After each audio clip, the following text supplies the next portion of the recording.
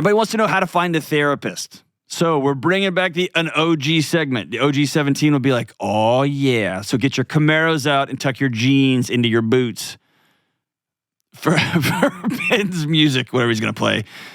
Here's the new segment, the new old segment, Facts Are Your Friends. All right, here's what we're going to talk about, how to find a therapist. What do we even mean, how to find a therapist? Okay, so before we even do this, I just want to tell you, if you're asking the question, how do I find a therapist? Good on you. Just asking the question, good on you. All right? Here's number one. I want you to think about what kind of therapist you need. What does that mean? Would you be more comfortable talking with a man or a woman? Do you want to have online telehealth appointments? Right? Do you want to call our friends at BetterHelp? And this isn't sponsored by BetterHelp or anything, but you can sit in your car and do an hour on your phone on FaceTime. Or you can be in your office, shut the door if it's a safe, quiet place, and you can talk to a counselor on like a video chat. I did that yesterday for some folks that I'm working with. Not counseling, but coaching, but it's very, very similar. Or do you want to be in person? I'm biased to in person. I think it's important to feel the weight of another person in the room with you. There's something in the air. There's something in the energy exchange. It's just important. Do I want someone who shares my spiritual beliefs and worldview? I care less about that. I'm a person of faith. I don't really care what my therapist faith bent is. I expect them to be a professional, licensed person. And so similar to, I wouldn't ask my surgeon, like, well, where do you go to church? Like, that's not important to me, but I know it's very important to other people, and that's great and wonderful and good. That's good on you.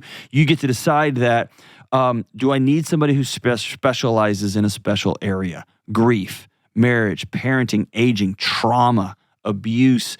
There are a number of specializations that people spend a lot of training and time and education getting, licensure and certificates that makes, and they're experts in that field. Do I need, what kind of counseling and therapy do I need? Okay, so that's number one. I want you to think about that. Number two, here are the qualities of a good therapist. Okay, number one, a good therapist is a teacher. They should never be condescending, unrelatable, or give you advice. What I do on this show is not therapy. Not counseling, because I often tell people, hey, you need to do this next. A good therapist, unless you are doing something that's causing harm to you or to the person you're with, to your community, is going to walk you through, like, tell me more about that. How is that serving you? Not, you got to quit doing, like, that's not therapy, okay? Therapy is walking alongside you and shining lights in places, holding up a mirror to you. A good therapist is a good teacher. They're walking alongside you. They just have a lot of training, and they've been with a jillion people just like you. And so they know what's coming around the bend often when you may not. Number two, a good therapist is not your friend. A good therapist is a professional, a licensed professional. They're not your buddy. And so if you need human contact, you need to do the hard thing and go make some friends. And that's really hard. That's a whole other Facts of Your Friends segment. But a good therapist is not your friend. They're not your future romantic partner. In fact, they'll lose their license. Their job is to teach you how to be a good friend or buddy or romantic partner to the people in your life. A good therapist will challenge you. This is not just pat you on the back and say, oh, it's to challenge you. Okay? It's to say, hey, I'm holding up a mirror here. Let me see if I'm seeing this right. Is this what you just said? Is this true? They will challenge you. And it's not, a good counselor should not always be neutral, right? A good therapist reflects you to yourself. I love this idea, as the great Irvin Yalom once said, everything is data. So a great therapist will say, hey, I'm really struggling staying plugged in with you. I'm really struggling. It might be that I didn't get any sleep last night or what I had for dinner. But do people often find being around you tough? Have people called you Eeyore, or boring in the past? Because I'm getting a sense it's very hard for me to stay plugged in with you. That could be offensive, or it could be, oh, thank God, you get it. All right, let's talk through some strategies, okay? So a good counselor will reflect you. All right, so number two, I'm just making up numbers here. I think I've been on number two like 6 times or whatever. Next, how about that? I always think the best place to start, if possible, this isn't possible for everybody, but the best place to start when finding a therapist is to ask for a personal referral.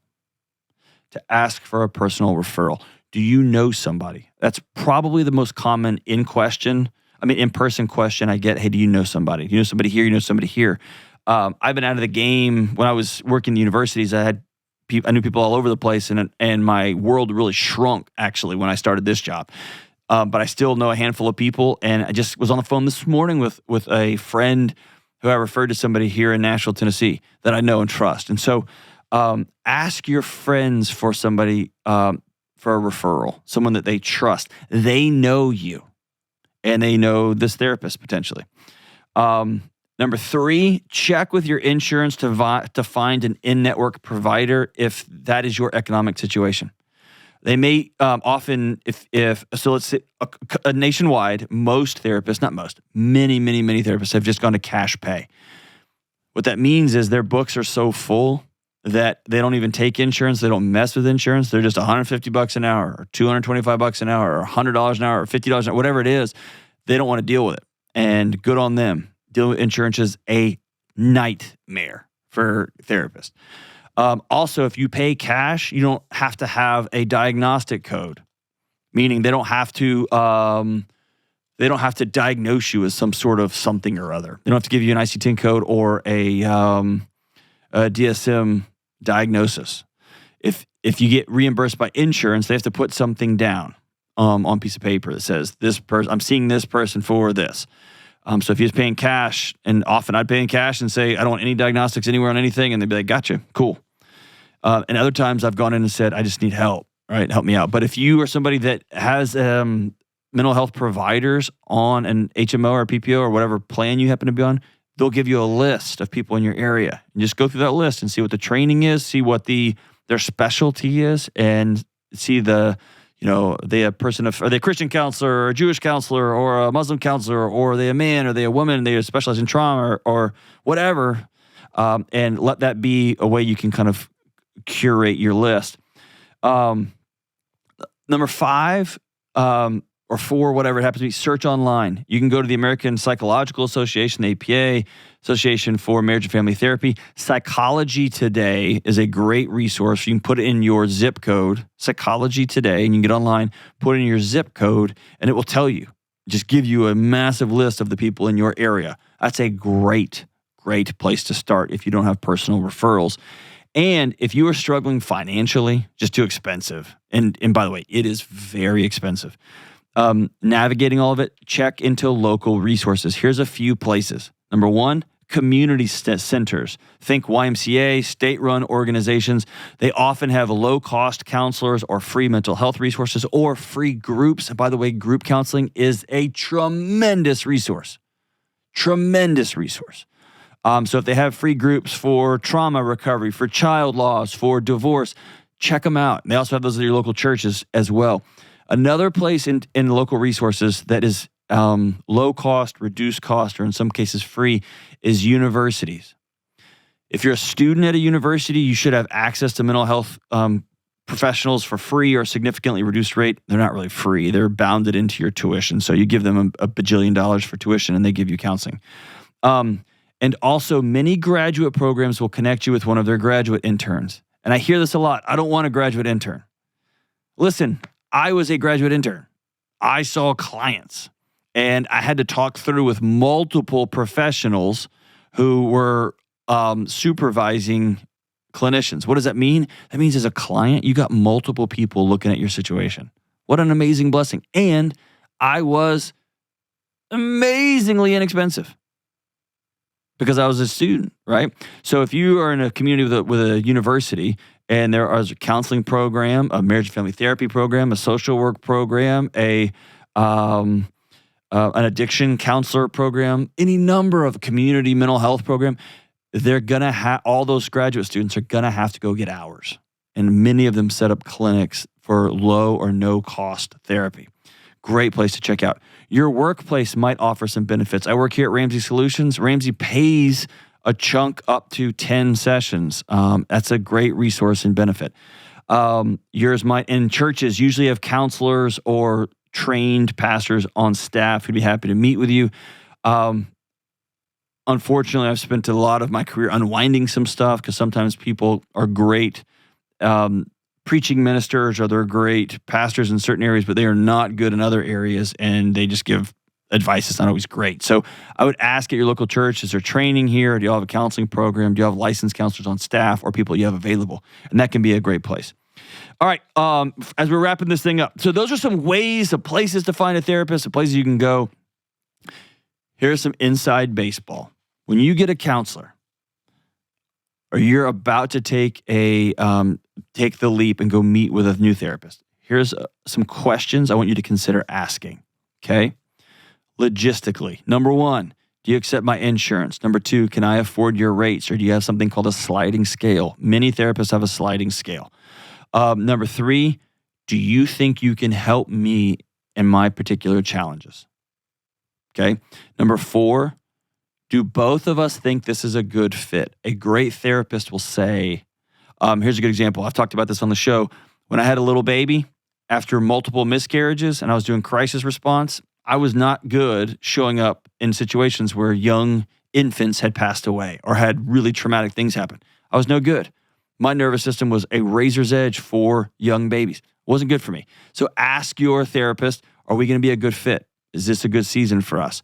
Will you commit to this relationship for a few months? I want you to ask yourself that, okay? Whew. Can you get travel and to the appointments on time? And here's the last thing. If you choose to go, I want you to not give up after the first session. I really want you to not give up after the second session. I'd love for you to give it 3 sessions. The first session is often a lot of just explaining, why are you here? What's going on? Here's my rates. Here's my confidentiality. Here's my licensure. Like, there's a lot of stuff they have to cover. And a lot of people go through their first session and they feel like I just wasted all this time. I just told you and you didn't tell me anything. That's normal. It's part of it. We're building a relationship. The second session is often follow up on what we talked about. How do you feel? How was this past week? And so we're just building a relationship.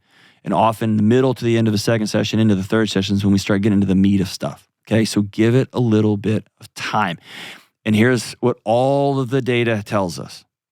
When it comes to a fit with a therapist, with a fit between a client and a counselor, psychologist, therapist of any kind, what matters most is the relationship.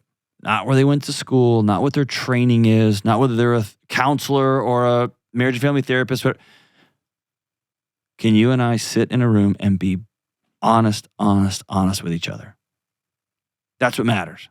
Do I feel safe enough to speak openly and truthfully with you? The last piece of advice is this.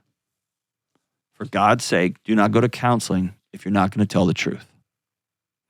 When I taught grad school, the first thing I would tell incoming new clinicians was, your clients will not tell you the truth. They'll lie to you. They'll reveal stuff over time. So I'll tell you, if you're thinking about going to see a therapist, don't go if you're not going to tell the truth.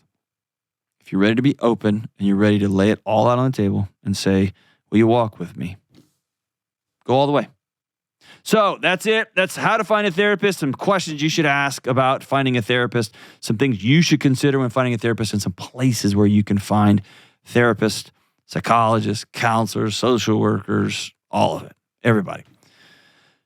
There's people out there to help you. And if you can't find someone in your local area, call my friends at BetterHelp, betterhelp.com/Delony. You get a discount and they'll see you anywhere. And they'll call you back within 24 hours. If you need to see somebody, go see them. If you don't know, if you're just questioning, go see somebody.